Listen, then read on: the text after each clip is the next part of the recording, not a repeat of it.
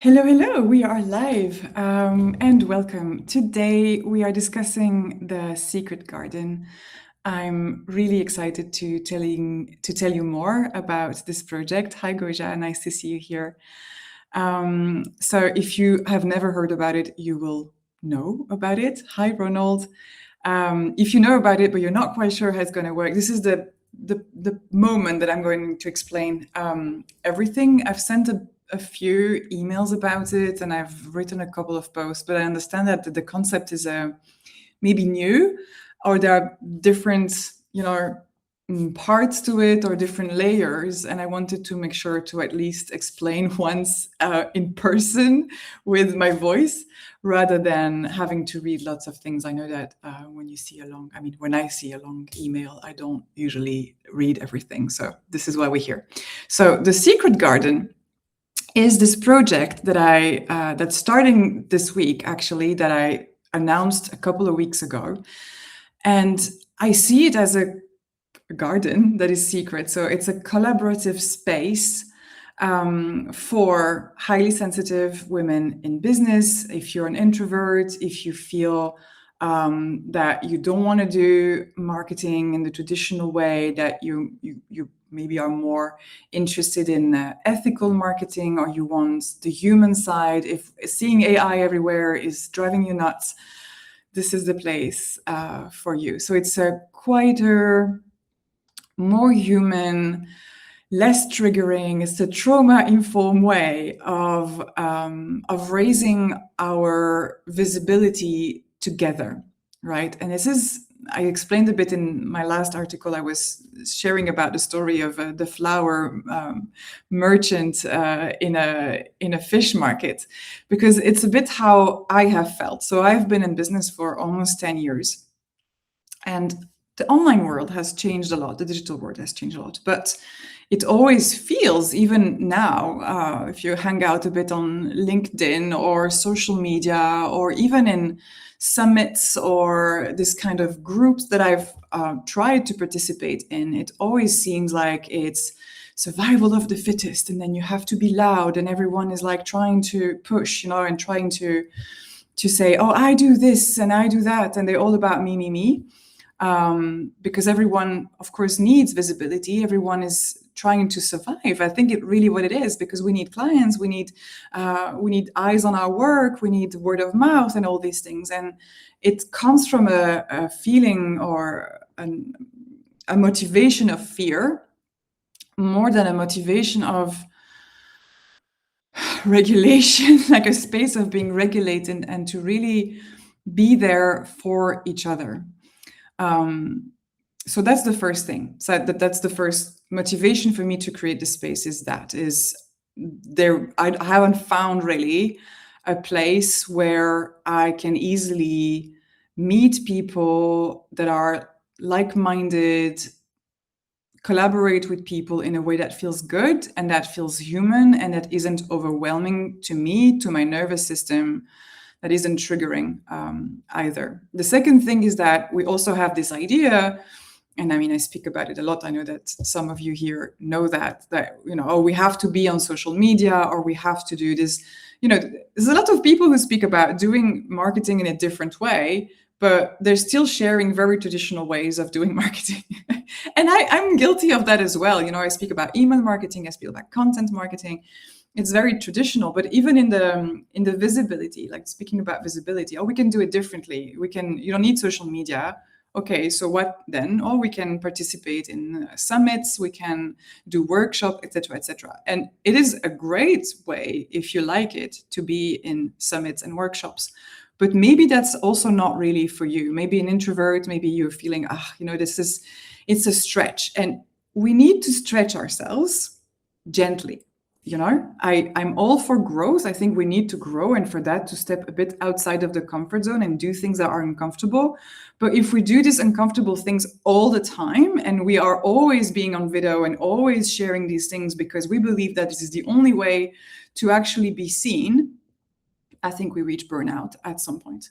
I really believe that there's the zone of comfort, there's a zone of discomfort. You stretch a bit and then you come back to your zone of comfort. And we need to be able to find ways to to be visible, to be in relation with our audience and with other people's audience, even on days that we don't feel so great. And that's not because we perform or because we pretend, it's because these things are available to us, and having a conversation with someone, having a coffee chat, or discussing in the comments, or sharing someone else's work, or just doing a shout out for someone that asking for someone else to do a shout out for you. These things are more easy to do on these lower energy days. And so that's why I wanted to create a space where it's possible to do that without having the impression that you always have to shout and to put yourself first. So this is the whole spirit behind the Secret Garden, is that we don't take, we give first, right? This is a garden that's why I called it the garden. And I love the imagery of nature and cycles. It's a garden that we tend to together, where we plant the seeds together so we can all get the fruits of that. And so it's not a place where you're going to say, oh, I'm a copywriter. I'm speaking about myself. I'm a copywriter and I'm looking for a client to do their website, for instance. It's true, but it's not the first thing I'm going to put there. It's more about, okay, this is what I can do for you. I can invite you on my podcast. I can promote your stuff if it aligns with my audience, and this is my audience, etc., etc. So it's almost like a barter, like an exchange. I can do this. Oh, I need that, and I can do this for you in exchange, for instance. So this is a bit of the philosophy behind it. Why this and why now? Because I have changed my approach to business and to marketing, I think. My first business was in 2017, and I was teaching French online, and I blended mindfulness with language learning. And the first 3 years, I think, yes, from 2017 to 2020, I was mainly on Instagram, and this is pre-COVID, so the scene was different. My account grew quite fast. I reached 5,000, I think, 5,000 followers in a couple of years, which, after that wasn't possible anymore, at least for me. And that's how I got, clients there, definitely. And I thought after this, it stalled and I had to change my strategy, and I went to blogging, and blogging really brought people there. And I thought, okay, great. For this season of my business, this new business where I am a copywriter for highly sensitive people, I'm going to go with the content marketing and with email marketing mostly, which I do believe work, but there are also long-term strategies that maybe work a bit less than before. And I'm saying this almost whispering because it's not like I study it really. It's just more my impression that what I've seen my reactions to content marketing and to email marketing, and I've seen how people have reacted to mine. I know I'm doing the right things. I know my copy is good, but 95% or even more than my clients. And I mean, I have clients right now. It's not like I'm really, my schedule is full. 98% of my clients come from relationships, word of mouth, networking, or me pitching people.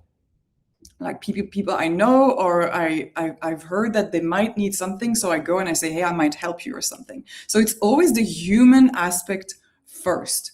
And this to me gives me data. It tells me that, I know we've heard this term, a lot, trust recession. I don't think I've bought many things via email recently, unless it was someone I already knew, or that I went to an event, or we had a coffee chat, or I know them on a personal level, or something like that. And so it shows me that it is super important to actually build these relationships. But it's hard for us when you're an introvert, when you're sensitive. We don't want to hang out on LinkedIn or in rooms where we're just, exchanging elevator pitches or business cards or whatever. It's all very, surface level and draining. So what do? Well, we create a space that it's different. So what is going to happen in the Secret Garden? So first of all, it's free. That's the first thing I wanted to say. It's not a paid community or anything like that. You can join as long as you agree with the values of the Secret Garden. You're welcome to join us there. We have a members directory, so that's the first thing. And I link below. I'll post the replay of this live, and I link again everything. So you need to sign up. It's a form on Notion. You need to sign up in the directory to say what you do, who is your target audience, and what kind of collaborations you are open to, maybe where you're located as well. So you can also maybe do in-person collaborations. Is that something you want to do, etc., etc. So we have this member directory that our members, our visitors can browse and then easily say, okay, I'm looking to collaborate with someone in my niche, and you just go to the niche and find people there. And so, of course, the more people we have in the directory and the more interesting it is. That's the first thing. Because we are in the first stages of the Secret Garden, and there's a bit more space right now, I have a big vision. I imagine, hundreds and hundreds of people joining us. But at the moment, that's not the case, of course, because we're just starting. And so I'm thinking also to give special visibility to people in the directory by doing maybe a joint live at some point, when we're bigger, having maybe a collaborative post, etc. So everyone can be seen within our group and share with their own audiences, of course. So that's the one thing, the member directory. The second thing is that I'll be publishing articles articles that are meant to be like threads. So the point is, for instance, first week, it's the call to share your publications, for instance. So in the comments, you say what you write about, what is your business about, and you share a post or an article or a video or a podcast episode that you recently published, or even that you published a long time ago, but that you like to have some visibility on. You publish that, and the point is that you comment with that link, and the point is that the people who are here, we are going to go give a listen, give a comment, give a heart, whatever is appropriate and genuine, of course, and that you do it with others as well. Because if we do that, then again, we have this together, like this joint visibility that we give each other. We can cross post, we can share in the notes, we can share in our newsletters. If you have a mailing provider, I have kids as well, I can do that as well, depending on what is aligned with your audience and what you think is going to be useful for your audience, and how you want to participate in that. So that is one of the monthly threads. That's going to happen once a month. The second week we do, I don't even know if it's second or third. I don't have my plan in front of my eyes, but one of the weeks we do like a launch thing. So we say, I'm promoting this at the moment. Who can help me promote, right? So this is a moment where you say, for instance, okay, I have this course that I'm promoting next week or in 2 weeks. I'd love some help, right? And the help can come in different shapes. So it can be we do a joint live and you talk about it, or maybe you want to have affiliates. So you can say, I have affiliates. If you want to be my affiliate, just tell me. Then you connect in DMs or whatever, and you set that up. Or no affiliates. That's really up to you what you want to do. Your strategy and what feels good for you to do. Or I can mention you in my newsletter, or I can invite you on my podcast and you can talk about your product, etc., etc. What I want to underline here is that it's not necessarily the people that you help that will help you back, but it's also a question of trust that you help one person, someone else will help you. Sometimes it can be like, I help you, you help me back. If it aligns, it's great. But sometimes it's maybe not the exact moment. So I love this idea that it's a collaborative, but like a cycle thing. Like we know that we are all in this together and we're all here to help each other grow. And then the third idea was to have a moment where have a thread, a special weekly thread where we say maybe, this is the kind of clients I'm looking for, or I have a spot for this, or something like that, or asking for referrals really, or maybe bundles, things like that. I'm still figuring it out. It's the first month that we're doing this. I mean, I have a pretty good map of what's happening, but I'm also open to ideas and to my own ideas and to see how, what resonates with the people who will join us. And then the fourth week, once a month at the end of the month, so the first event will be at the end of the month, we have this monthly networking party, let's say, party to meet. So it's 1 hour, it's on Google Meet, and the idea is I'm going to bring questions that are fun questions. So again, no elevator pitches on like, what do you do and who do you do it for and what are you looking for? This is not the space for that. This is the moment to connect on a deeper level. So there's no, small talk. Oh, what's the weather like for you in your town? No, but like, I don't know. I'm just on top of my head. If you were an animal, what animal would you be? Or when was the last time you bought soap? I don't know. Just out of my head. I'll have better questions when that happens. But the idea is to have funny questions that we can reflect around. Not really connected to work, more connected to our humanity. Voila. So that's the rhythm of what I'm thinking of putting together. I forgot to mention, I really want the space to be a non-AI space. So I don't want comments that are AI made. I don't want articles that are AI written. I really want to be a garden of humans. And because I believe, it's not because I'm against AI or anything. I use AI to streamline a lot of things in my work, but not to write and not to be human. Because I think this is really, our humanity today is really what sets us apart from all of that noise. I don't know about you, but when I see an AI written email or article or comment, I don't care to read it. I don't feel, this is not the point.